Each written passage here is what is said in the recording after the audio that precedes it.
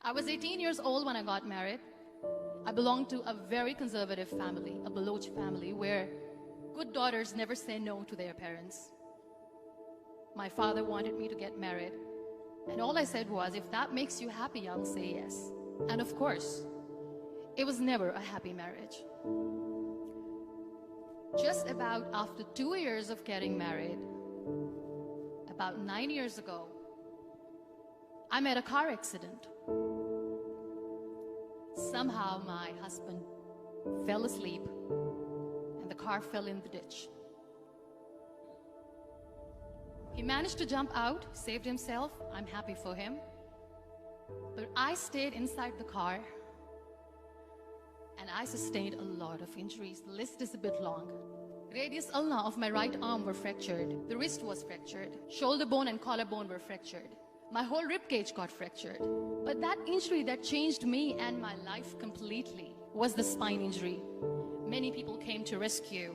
They gave me CPR. They dragged me out of the car.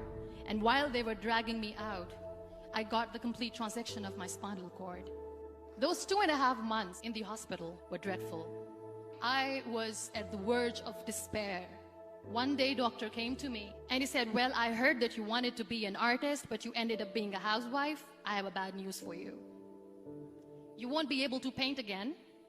Next day, doctor came to me and said, your spine injury is so bad, you won't be able to walk again. I took a deep breath and I said, it's all right. Next day, doctor came to me and said, because of your spine injury and the fixation that you have in your back, you won't be able to give birth to a child again. That day, I was devastated. I started to question my existence. Why am I even alive?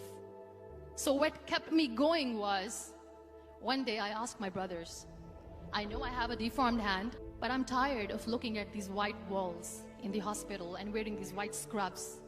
Bring me some colors, bring me some small canvas. I want to paint.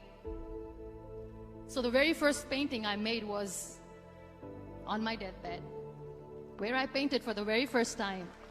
What an amazing therapy it was. Without uttering a single word, I could paint my heart out. I could share my story. People used to come and say, what lovely painting, so much color.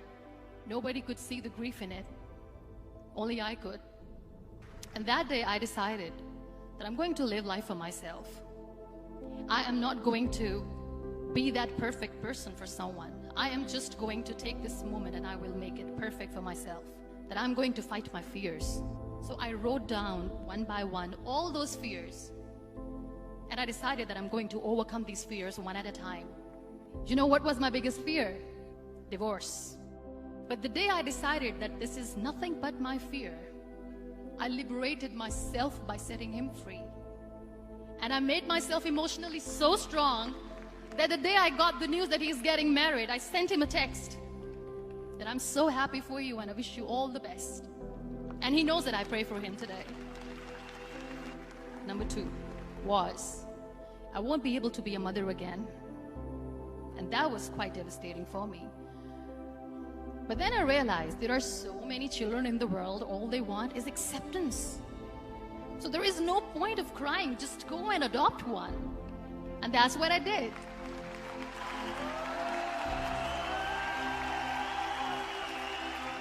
I gave my name in different organizations, different orphanages, and I waited patiently.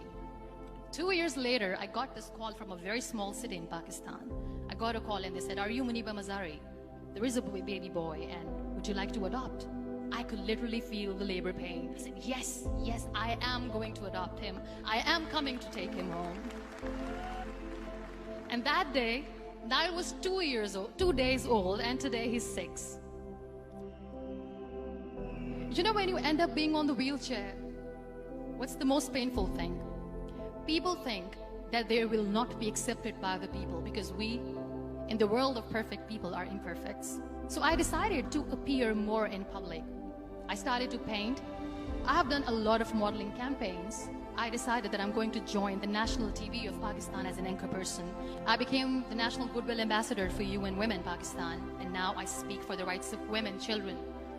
I was featured in BBC 100 Women for 2015. I'm one of the Forbes 30 under 30 for 2016. So when you accept yourself the way you are, the world recognizes you. It all starts from within. We have this amazing fantasy about life. This is how things should work. This is my plan. It should go as per my plan. If that doesn't happen, we give up. I never wanted to be on the wheelchair. Never thought of being on the wheelchair.